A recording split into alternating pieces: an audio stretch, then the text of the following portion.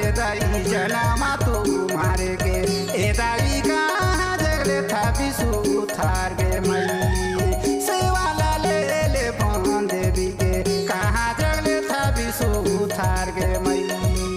पताले पूरे माता जन्मा तुम्हारे दाई जनमा तुम्हारे के ए दाई कुदरगढ़ में ले था विशु थार गे मई सेवाला ले बन देवी के कुदरगढ़ में ले था विशु थार गे मई सेवाला ले बन देवी के कुदरगढ़ में ले था विशु थार गे मई।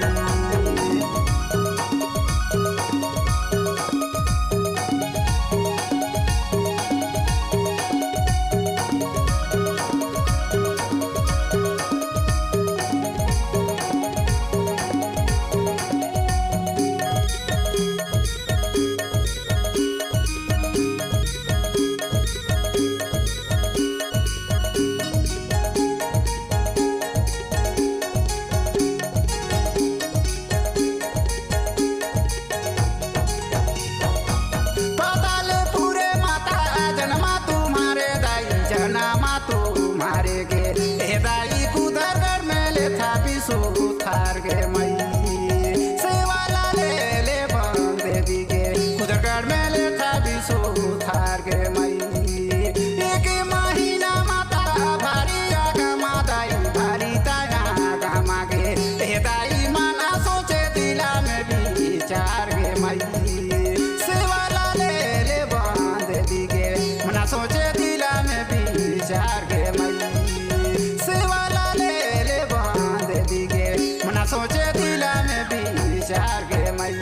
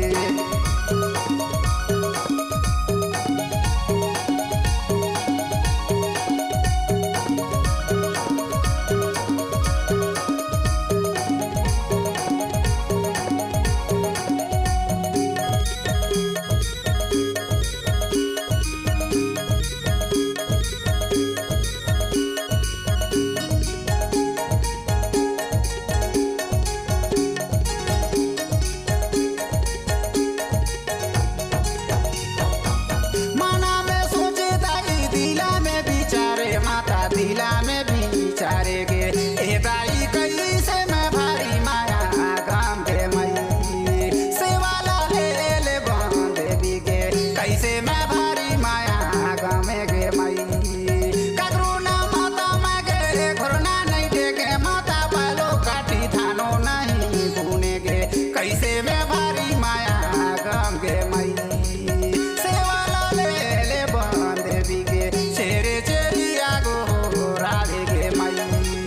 सेवाला ले बन देवी के चेरे चेरिया गो राधे गे मई।